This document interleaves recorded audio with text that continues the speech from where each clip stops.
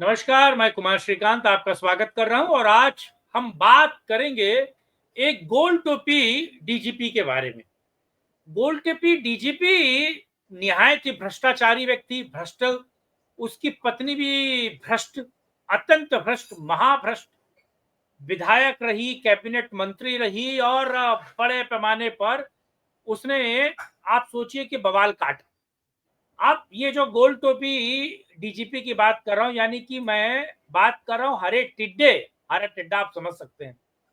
अगर इसकी बात करूं मैं तो इस व्यक्ति ने, इसने मतलब पजामा का तो ढीला है ही, नाड़ा तो मैंने सुना है इसका बांधा नहीं जाता था, लेकिन अपनी बेटे की बहू के साथ, बेटी की जो बीवी है उसके साथ भी इसने अवैध संबंध बनाए, जिसके कारण इसके बेटे ने खुदकुशी कर ली।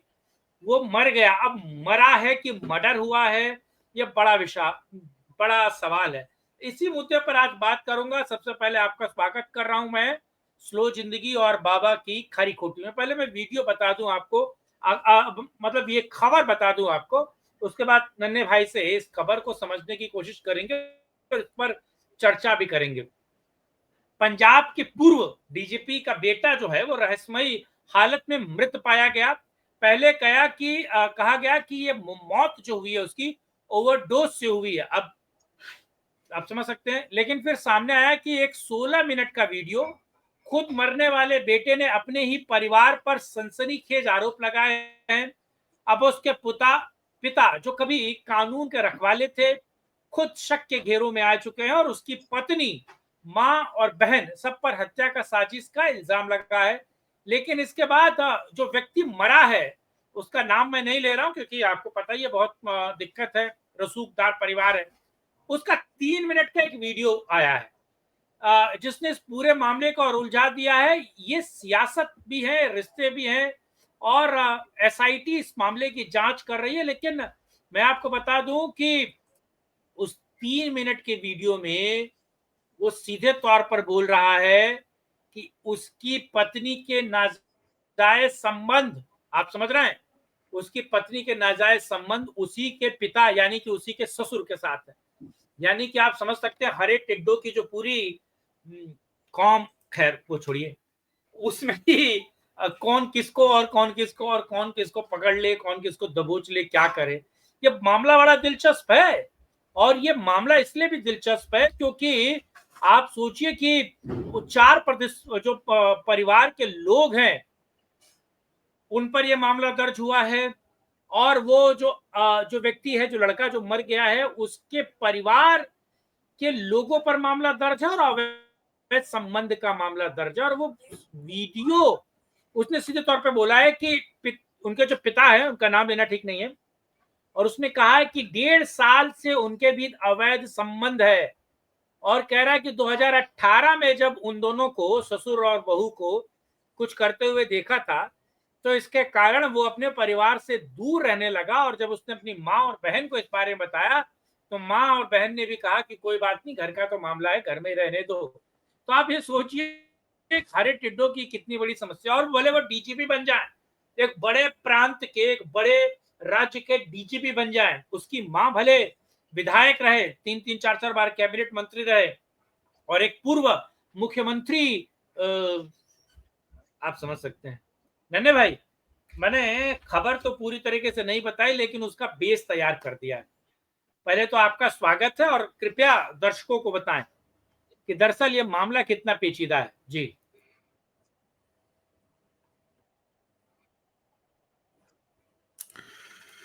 श्रीकांत भाई, इस मामले के बारे में बात करने से पहले ना बैकग्राउंड का पता होना बहुत जरूरी है। ये जो गोल टोपी डीजीपी है, पुराना एक्स डीजीपी है, ये रहने वाला है सहारनपुर का। आईपीएस हुआ, पंजाब कैडर ज्वाइन किया और पंजाब में ये और इसकी वो जो पॉलिटिशियन पत्नी है, ये अमरिंदर सिंह के बहुत खास हुए, बाद में नवजोत सिंह सिद्धू के खास हुए, कैबिनेट की मंत्री भी रही, महोदया 3 बार की विधायक है और 2017 में तो अपने भाई को ही हरा के विधायक हुई थी, कांग्रेस से खुद लड़ रही थी। और इनका भाई, विधायक जी का भाई, विधायिका जी का भाई भी पॉलिटिशियन है और वो 17 में आम आदमी पार्टी से चुनाव लड़ा है। मलेरकोटला सीट है। मलेरकोटला का बैकग्राउंड आपको बताता हूं। लुधियाना के बगल में पहले तो शायद संगरूर जिला था, अब खुद जिला हो गया है मलेरकोटला। एक छोटा सा कस्बा है, आप मान लीजिए 1 लाख की जनसंख्या होगी, उससे कम की होगी। मेनली गोल टोपी डोमिनेटेड है। अब वहां पहलवानी का बहुत कल्चर है, और मेरे कई सारे मित्र जो मेरे से अखाड़ों में रहे हैं या हमारे जो प्रतिद्वंदी पहलवान थे वो मलेरकोटले के रहे हैं। मलेरकोटले मैंने खूब दंगल लड़े हैं, मैंने और मेरे साथियों ने। तो मलेरकोटले के घर घर से चिरचिर से मैं वाकिफ हूं, परिचित हूं, क्योंकि वहां मलेरकोटले को 50 बार आना जाना हुआ होगा। अब मेरी उस मित्र से बात हुई, वो आजकल वहां, मैंने उससे पूछा जरा फैमिली का बैकग्राउंड बताओ, तो उसने एक लाइन कहा, महाभ्रष्ट महाभ्रष्ट महाभ्रष्ट। उसने 3 बार इस वर्ड को रिपीट किया। तो आप इसे समझ जाइए कि इस वर्ड के अंदर की गहराई, इस वर्ड के अंदर का। मैं एक बात कहता हूं ना, सन 70 में मुलायम सिंह यादव के पास, शिवपाल यादव के पास चप्पल नहीं थी, साइकिल नहीं थी। आज पूरा विक्रमादित्य मार्ग खरीद लिया है। लालू यादव के बेटे के पास सीआर पार्क और ग्रीन पार्क और पता नहीं कौन सी ग्रेटर कैलाश में करोड़ों करोड़ों के बंगले हैं, 100-100, 200, 400, 500 करोड़ के। ऐसा कौन सा बिजनेस करते हैं? तो इन महोदय के पास मलेरकोटले में कोई 20 बिस्वे में, 20 बिस्वे का मतलब होता है 25-26 हजार स्क्वायर फुट की बाउंड्री वॉल में एक आलिशान कोठी है। एक डीजीपी की तनख्वाह क्या होती है साहब जब वो रिटायर होता है? 2-2.5 लाख रुपए, 3 लाख रुपए। किसी शहर में, श्रीकांत भाई आप बनारस से हैं, बनारस में महमूरगंज, सिगरा, लंका, कैंट, कैंटोनमेंट, यहां जमीन का रेट क्या होगा? 50 लाख 1 करोड़ रुपए बिस्वा। 1000 स्क्वायर फुट का प्लॉट 1-1.5 करोड़ रुपए का बड़े आराम से हंस के। आप सोच के देखिए, आपके पास 20 बिस्वे का प्लॉट होगा सिगरा पे, तो आप तो रईस हो जाएंगे, बहुत बड़का वाले धन्ना सेठ होंगे। तो इनके पास सर सोचिए 20 बिस्वे का एक बड़ा आलीशान बंगला है मलेरकोटले में, वैसा ही एक आलीशान बंगला है पंचकुले में, और जो तमाम बेनामी संपत्तियां होंगी उनका तो कोई विवरण है ही नहीं। तो मेरा कहने का मतलब है कि सर देखिए, और सर इन डीजीपी साहब पे तो बहुत ऐसे ऐसे संगीन इल्जाम लगे कि इन्होंने कैसे दूसरों की माओ की कोख सुनी की है। तो सर जब आप किसी के बच्चे के साथ करेंगे तो आपके साथ भी होगा। अब सर आप उसमें ना एक बात आपने ध्यान नहीं दी, उस वीडियो को आप ध्यान से देखेंगे, उसमें आपने एक बात मिस कर दी जो आपने दर्शकों को नहीं बताई। उसने एक और बात कही उस लड़के ने, कि हो सकता है कि मेरे बाप के मेरी पत्नी से विवाह पूर्व ही संबंध रहे हो, और उसने जानबूझकर मेरा विवाह उस महिला से करा दिया कि खुला खेल फरुखाबादी, हैदराबादी, निजामबादी, मोहम्मदाबादी चलता रहे। अब खुला खेल फरुखाबादी से आप समझ गए होंगे मैं किस खेल की बात कर रहा हूं। और सर देखिए, इनके यहां अलाउड है, बेटे की पत्नी से संबंध अलाउड है, वो जायज है, वो हराम नहीं है, वो हलाल है। तो सर जो हलाल है वो अलाउड है, तो उसमें कोई दिक्कत नहीं है। तो उसने जो इल्जाम लगाया ना, अच्छा सर अब देखिए उस लड़के को कैसे बदनाम किया जा रहा है। उसके लिए इन्होंने एक वर्ड निकाल दिया कि वो बहुत ज्यादा नशे करता था, चिट्टा पीता था। सर वो लड़का पेशे से वकील है, हाईकोर्ट में प्रैक्टिस करता था। अब आप सोच के देखिए कि अपने बेटे को प्रमोट ना करके डीजीपी साहब और उनकी पत्नी अपनी बेटी को फील्ड कर रहे हैं पॉलिटिक्स में। ऐसा क्या हो गया भैया? अरे बेटी तो पराया धन होती है ना, कल को चली जाएगी शादी ब्याह करके। अच्छा बेटी का सुन लीजिए, अभी 6 महीना पहले किसी हमारे कलावे वाले भाई के साथ 6 महीना के लिए गायब हो गई थी, फिर पता नहीं कहां से ढूंढ ढांड के वापस लाए। तो इस तरह का परिवार है एकदम, जिसे कहते हैं सर ना, एकदम जो जैसा कि मैं, वो शब्द मुझे याद नहीं आ रहा है, आएगा तो आगे दर्शकों को बता दूंगा। एन आइडियल मुस्लिम फैमिली, इसे कहते हैं आइडियल मुस्लिम फैमिली। तो इस टाइप का परिवार है सर। अच्छा मैंने और भी ना 1-2 बातें पता करने की कोशिश, बीच में टोक रहा हूं जी। आपने बताया, मैं आपको एक और चीज बता रहा हूं इनसाइड। दरअसल जब इसने अपने बाप को और बहू को साथ में कबड्डी खेलते हुए देखा, तो आपको पता है इसको जबरिया नशा मुक्ति केंद्र में भर्ती करा दिया इसके बाप ने। मैं बता तो रहा हूं सर ना। हाँ, इसके लिए तो कहा जाता है कि इसको जानबूझ के नशेड़ी साबित किया गया है। पूरे समाज में इसकी एक पिक्चर बनी हुई है कि बहुत नशे करता है डीजीपी साहब, और विधायिका जी तो बहुत तंग है अपने बच्चे के भविष्य को लेकर। अब बच्चा कुछ और ही कहानी बता रहा है कि अरे मुझे कुछ नहीं हुआ, जानबूझ के तो मेरे साथ।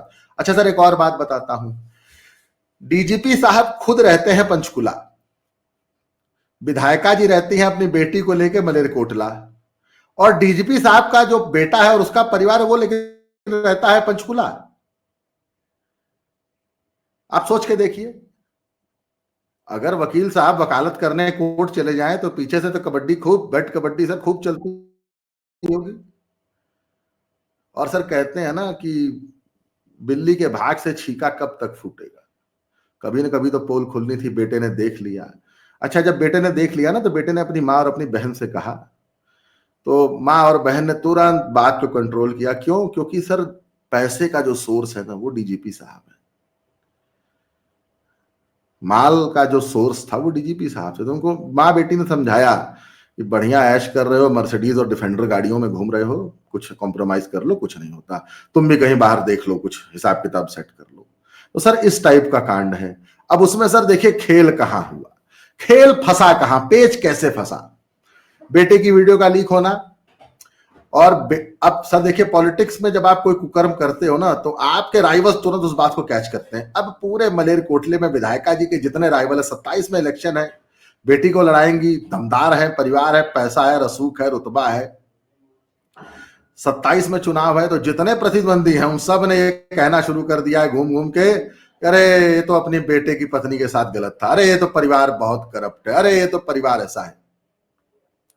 अच्छा सर, मलेरकोटले वाले इतने दुष्ट है ना कुछ मामलों में। मैंने पूछा अपने मित्र से, मैंने कहा भाई 2 साल में लोग भूल जाएंगे। कहता पहलवान जी यूपी नहीं है, कहता बड़ी बड़ी स्क्रीन लगा के ना, स्क्रीन पे वीडियो चलाएंगे चुनाव से 10 दिन पहले कि लोग याद करें किस टाइप का परिवार है। कहता आपको पता नहीं है, ये पॉलिटिकल राइवलरी है, छोड़ेंगे नहीं। कहता आपने जब बदले लिए हैं चुन चुन के, जब आप सरकार में मंत्री थी, तो आपको भी अगला पूरा नंगा करेगा जहां तक उसका मौका है। अब इसमें सर एक पेज फंस गया। मामला अगर पंजाब का होता सर ना, तो मैटर इतना उठता ही नहीं, मैटर दब जाता, मैटर खत्म हो जाता। मामला है पंचकुले का। लड़के की डेड बॉडी मिली है पंचकुले के मकान से। पंचकुला आता है हरियाणा में। हरियाणा में सरकार है बीजेपी की। हरियाणा में सरकार है बीजेपी की। और आपको मैं बताऊं सर, एफआईआर किसने दर्ज कराई है? ऐसा सुनने में आ रहा है, ऐसी चर्चाएं हैं कि पंजाब के एक आम आदमी पार्टी के बड़े रसूखदार नेता के पीए ने जाके पंचकुला बैठ के दर्ज कराई है कि रिपोर्ट दर्ज करिए, एफआईआर करिए। अच्छा, क्योंकि डीजीपी है, सारे लॉ एंड ऑर्डर जानता है, तो तुरंत डीजीपी साहब का भी बयान आ गया कि नहीं, एकदम पुलिस ने जो किया है वो जेन्युइन है, इस केस में यही बनता था, पुलिस अपनी इंक्वायरी करेगी, हम पुलिस के साथ हैं, मैं इतने साल पुलिस की सेवा किया हूं, मैं एकदम पुलिस के साथ हूं। अच्छा, उसको लग रहा है ना सर वो बच जाएगा, नहीं सर, मुर्गा फंस गया है। सर बिल्ली के हाथ में कबूतर की गर्दन आ चुकी है। पंचकुले का मामला है, कांग्रेस की विधायिका हैं, अमरिंदर सिंह और सिद्धू की बड़ी खास थी, पहले अमरिंदर सिंह की खास थी, बाद में सिद्धू की खास हो गई थी। बीजेपी सर इनको, अगर सर देखिए, मैं फिर वही कह रहा हूं, अगर तो सर देखिए दोषी नहीं है, अगर तो साफ पाक है, और मतलब फालतू बेटा नशेड़ी है और बेटा ऐसे इल्जाम लगा रहा है, तो कोई बात नहीं। लेकिन सर अगर दाल में एक दाना भी काला निकल गया ना, तो सर बीजेपी पूरी दाल काली करने में कितनी तेज है आपको पता है। फिर तो इनका सारा कच्चा चिट्ठा और इन्होंने क्या क्या बेनामी और कहां कहां दबाया है, कहां कहां गाड़ा है, वो सब बीजेपी निकाल लेगी। जी श्रीकांत भाई। देखिए, मेरा एक फाइनल क्वेश्चन है इससे जुड़ा हुआ। दरअसल गोल टोपी के बारे में मुझे, मैं जो आपने बताया और जो सोशल मीडिया बता रहा, पक्का भ्रष्टाचारी है, पुराना भ्रष्टाचारी है, नया भ्रष्टाचारी नहीं है, पुराना भ्रष्टाचारी। और ऐसे मामलों पे तो वो संलिप्त रहा है और उसका पजामा का नाड़ा हमेशा ढीला रहा है। उनकी बेगम रुखसत जो है वो भी कबड्डी खेलने में बहुत है, और वो आप बता रहे हैं कि अलग अलग जिलों में अलग अलग मुख्यमंत्रियों के साथ बहुत कबड्डी खेली उन्होंने। लेकिन अगर उनकी पत्नी फंसती है और इस केस की पूरी बेहतर तरीके से जांच होती है, तो इस जांच के आंच में क्या कांग्रेस नहीं लिपटेगी? भ्रष्टाचार से जुड़ी हुई चीजें निकलेंगी तो पूर्व राज्य की सरकारों ने जो भ्रष्टाचार किया वो नहीं निकलेगा? क्या कांग्रेस इस आंच से बच जाएगी? और दूसरा ये है बहुत महत्वपूर्ण सवाल, क्योंकि पंजाब के स्पेशलिस्ट हैं आप लोग, पीएचडी है ना, पंजाब, हरियाणा और दिल्ली। तो आप और बाबा जी दोनों लोग पीएचडी हैं पंजाब, हरियाणा और दिल्ली के। तो आपको नहीं लगता है कि क्या वाकई अमरिंदर सिंह तो अभी बीजेपी वाले पाले में हैं, तो क्या अमरिंदर सिंह बचाने की कोशिश नहीं करेंगे?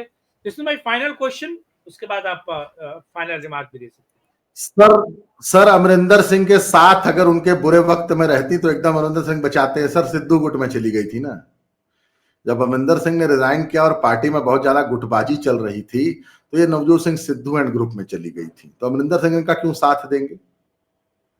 अमरिंदर सिंह तो बल्कि चाहेंगे कि एकदम रगड़ दो, चंगा रगड़ दो, इतना रगड़ दो सारी जिंदगी याद रहे। वो पंजाब में कहावत है, तेरी मंजी पीढ़ी ऐसी ठोकांगे तेरी पुश्ता याद रखणगियां। मतलब ऐसा ठोकेंगे बेटा कि कई पुश्त याद रखेगी कि हाँ किसी ने ठोका है। अब सर मैं बताता हूं कि पंजाब में सर हाल क्या है। सर भगवंत मान सवेरे 4 पैग, दिन में 2 पैग, शाम को मॉर्निंग टी के साथ फिर 2 पैग और रात को फुल बॉटल। सर 1.5 से 2 बोतल डेली का काम हुआ पड़ा है। आज तो भगवंत मान की एक वीडियो वायरल हुई पड़ी है, पता नहीं वही है कोई और है, उन जैसा एकदम एक आदमी 2 रशियंस के साथ सर मदिरापान कर रहा है। अब वो है कि नहीं है, देखने में लग उनके जैसा ही रहा है लेकिन एग्जैक्टली वो लग नहीं रही। यह वीडियो फिर बहुत पुरानी, क्योंकि पतला है वो व्यक्ति, थोड़ा सा शक्ल भगवंत मान से 90% मैच हो रही है। वीडियो बहुत क्लियर नहीं है, थोड़ी ब्लरी सी है तो समझ नहीं आ रहा है। कोई कह रहा है एआई है, कोई कह रहा है कि नहीं यही है, कोई कह रहा है कि ना वो नहीं है। अब देखिए पता नहीं कौन है, लेकिन हरकतें तो सर वैसी ही लग रही हैं, टल्लियों जैसी। तो सर देखिए भगवंत मान भी चाहेगा कि इनको रगड़ दिया जाए। क्यों? क्योंकि कांग्रेसी है सर। डीजीपी साहब ने अपने कार्यकाल में भगवंत मान को बहुत एक बार तंग किया था। एक बार डीजीपी साहब जब भगवंत मान उन दोनों कॉमेडियन होता था तो इसकी एक गाड़ी का एक्सीडेंट हो गया था, लोग बताते हैं। तो डीजीपी साहब ने बहुत मोटी रफासोसली भगवंत मान से कर ली थी वो एक्सीडेंट को रफा दफा करने के। तो भगवंत मान भी इनसे चिढ़ा बैठा है, तो भगवंत मान भी पूरी कोशिश करेगा, बल्कि मुझे लग रहा है कि एक छोटा सा फोन करेगा हरियाणा के डीजीपी को, डीजीपी साहब कोई गल नहीं, इन्हों चक दो, इन्हों रगड़ दो। और सर देखिए सबसे बड़ी बात पता क्या है भाई, एक इंसान की मृत्यु गई है, हम बात को लाइटली ले रहे हैं, हम चलिए उनकी बातें कर रहे हैं, थोड़ा मूड लाइट है, लेकिन सर एक इंसान की मृत्यु हुई है, एक व्यक्ति का जीवन समाप्त हुआ है। और इस दुनिया में सर जीने का हक सबको है, वो आप मैं, चाहे वो पूर्व डीजीपी का वो बेटा वो पागल था, नशेड़ी था, वो चाहे जो मर्जी था, लेकिन सर जीने का हक सबको है।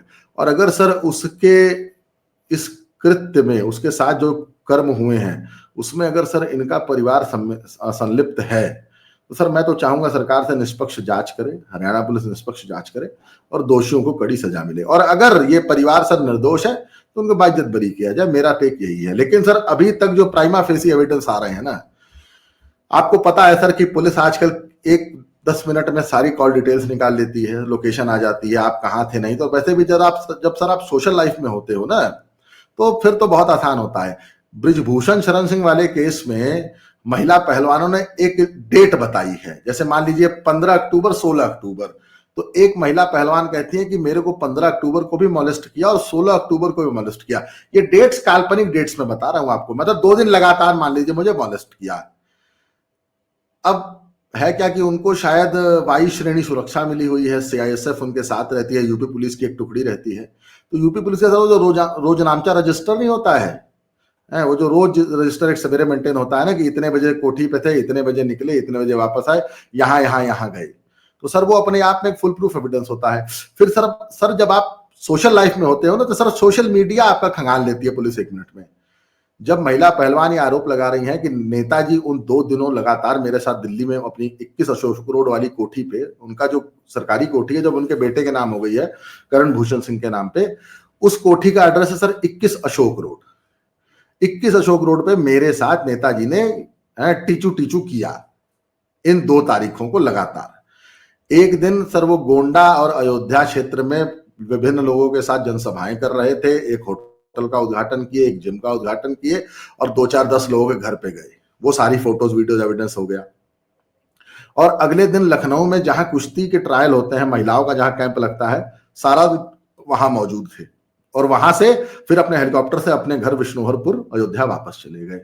तो ये तो सर महिला पहलवानों ने इल्जाम लगाया और सोशल मीडिया ने सारे, और पुलिस को तो 2 मिनट में सारे पता चल जाता है आप कहाँ थे उस दिन। तो सर अगर डीजीपी साहब अपनी पतों के साथ टीचू कर रहे थे, गीलू कर रहे थे, तो सर पुलिस भी उनको अच्छे से गीला करेगी, मेरा यही कहना है। हाँ बाकी अगर भाई परिवार निर्दोष है तो परिवार को बाइज्जत बरी कर देना चाहिए। पर आज मलेरकोटले में आपको मैं बता दूं, जो इमेज है ना उस परिवार की, वो देखिए पहले से ही टेंटेड है। मैं अगर किसी को अगर ये लग रहा है कि मैं झूठ बोल रहा हूं तो मेरा फोन नंबर है, आप मुझे फोन करिए, मैं आपको मलेरकोटले में 2-4 लोगों के नंबर दे दूंगा जो सब मुसलमान हैं। आप उनसे पूछ लीजिएगा कि परिवार कैसा है, परिवार की इमेज कैसी है। सर पहले से दागदार थे और इस कांड ने ना सर इनका पॉलिटिकल करियर कर दिया है समाप्त। और कुछ हो चाहे ना हो, इनको सजा हो ना हो, ये बच जाए, ये जेल जाए, लेकिन political career is over for now. आज के is over for now. Fine, चलिए आपने समय दिया इस मुद्दे पर बात की, उसके लिए बहुत धन्यवाद। दर्शकों से अपील है कि इस वीडियो को लाइक शेयर, चैनल को सब्सक्राइब करें और कमेंट बॉक्स में अपनी राय रखना बिल्कुल ना भूलिए। आज के लिए इतना ही, किसी और वीडियो में करेंगे नन्हे भाई से एक और चर्चा। तब तक के लिए जय श्री राम, राम राम, नमस्कार, हर हर महादेव।